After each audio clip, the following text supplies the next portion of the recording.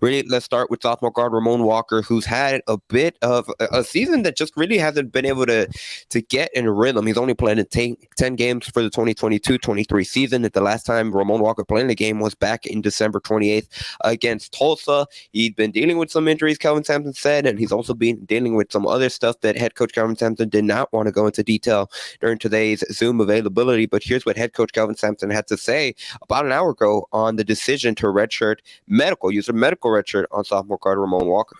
Yeah, we're gonna redshirt Ramon. That was a mutual decision. So hopefully Ramon just keeps working, keeps improving his game, and we have three guys redshirting now: Malik, Big Said locked, and Ramon. Well, right now we have 5 guards, and then we have 4 post guys in our rotation. So that's 9. That's 9 guys. Some nights we may only play 8, but you always roll the dice with injuries and things like that. But that's part of life is at this level or at any level. Depth. This year we have 5 guards. Last year we only had 4.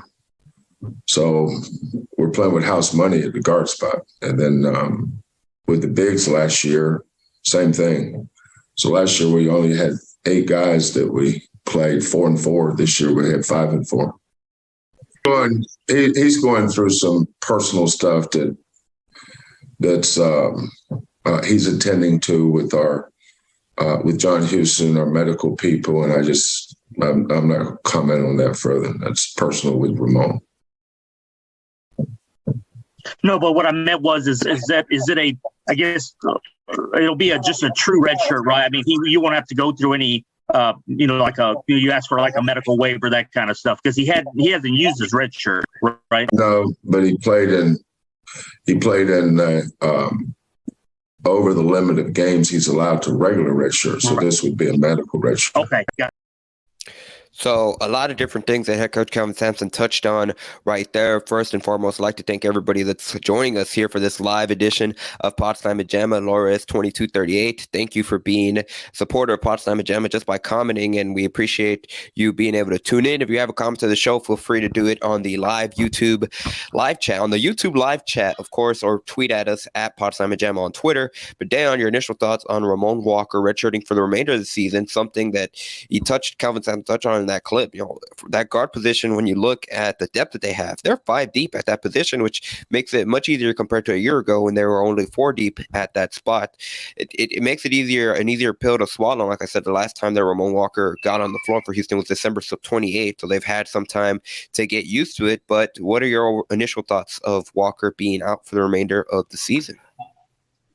I think it's probably a good move. I'm not really surprised. I think with him not being able to redshirt last year, getting the experience that he was able to get would only help him going forward. I think just kind of looking into next year, like kind of foresee, of course, Marcus being gone as far as guards.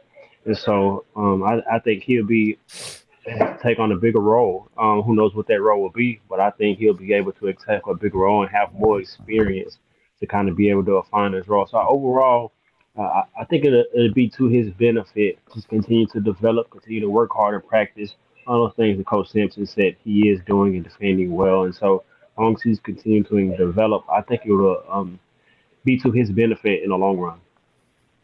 Absolutely. And of course, like Kelvin said in that clip, he is dealing with some of the stuff that they're tackling with John Houston and the entire team staff. So hopefully that Ramon Walker is able to, like you said, Dayon, attack that and get back to 100% and not really have to worry about having to come back and rush into this season. He can take all the time and get geared up for June, really, when kind of the next cycle for the 2023-24 season begins. Now that we're under transition to what Kelvin Sampson had to say about Jamal Shead. And Dayon, this is to your credit, this is what you spoke or what you asked the head coach in regards to Shead's defense and being able to really play at the point of attack. Yeah, the thing I liked about Jamal, I was able to keep his minutes down. which is why the development of Emmanuel and Terrence is so important to our team. Jamal's a lot better at 30, 31 minutes than he is at 37, 38 because he's our point of attack on defense. And, we depend on his ball pressure a lot.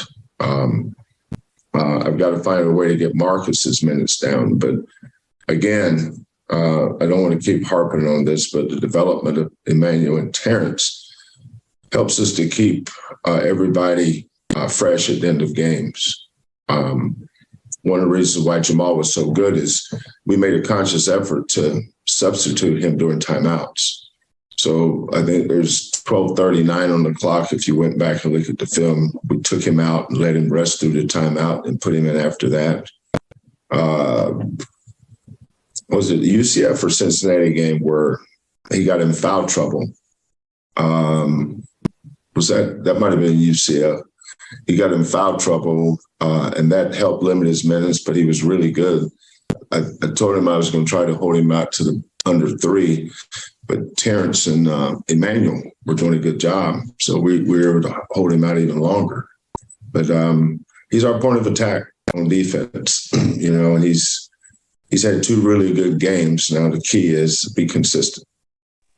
If I can follow up, questions about Jamal and your trust with having the ball in his hands during clutch moments. Not only that, his confidence to be able to make plays. Not many players have the confidence to want the ball and want to take that shot.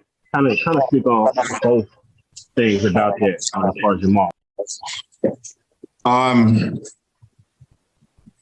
One of the things that Jamal struggled with last year and this year is I don't ever give him a free passing practice.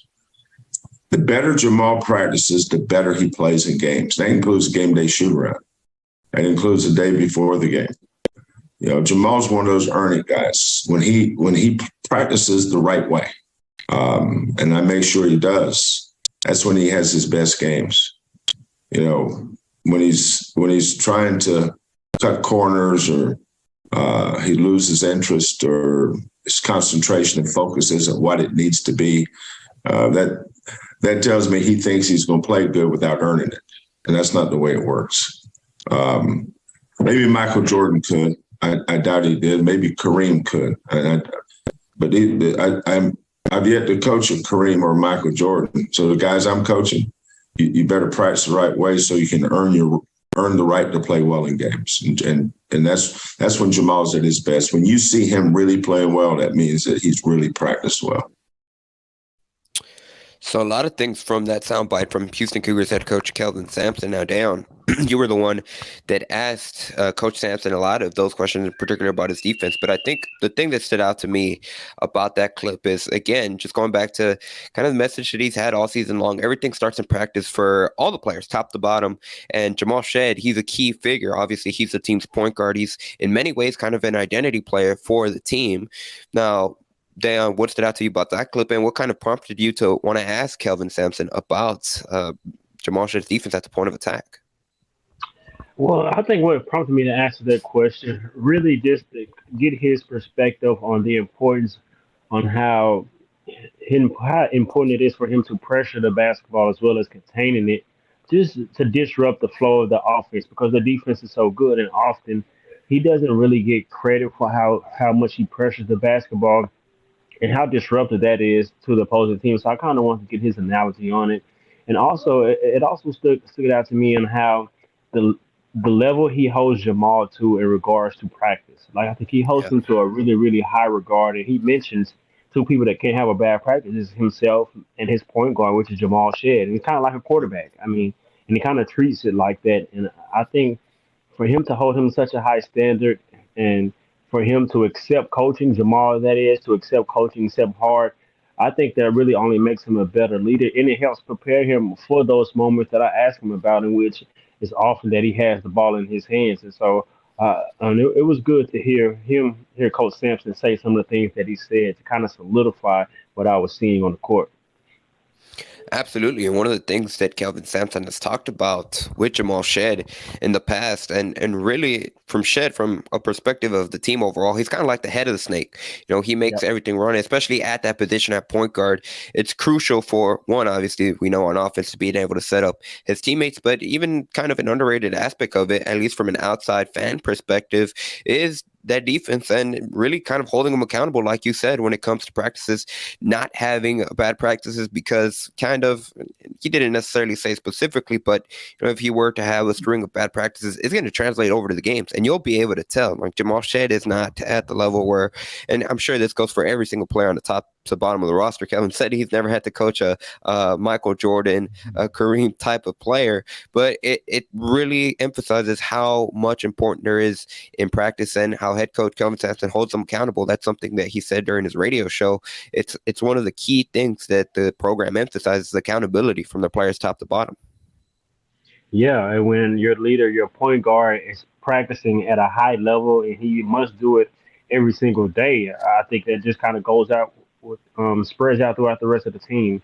Along with Marcus, I think he also said his best player as well has to practice hard and can't have a Correct. bad day. So when those top three players, along with top two players with the coaches, are all locked in for practice every single day, I think not only does it set the culture and set the standard, but everyone just has to follow suit. And I think for Jamal, I think he must not only get his confidence from what he does in the game, but also what he does in practice and having successful. Because Coach Sampson kind of also during his availability talked about individual matchups and situations that they put them in. And as I say that, I think about last season. I think it was the game against Wisconsin, no, Alabama or Wisconsin, and where he got the ball with X amount of time and he dribbled it out. Wisconsin. Then fast, Wisconsin. yeah, okay, Yeah. Wisconsin. Then fast forward, was in that same situation against Wichita State and he made the play. And so I think Coach Sampson, of course, is doing a great job of helping prepare his players in practice. But I think the practice makes games easier for the players because they all always hear about how hard the practice is and how much they're pushed. Not only that, how much they compete. He talks about competing in practice and the players not wanting to lose. I think that competition in practice helps prepare them to compete hard and high level in games.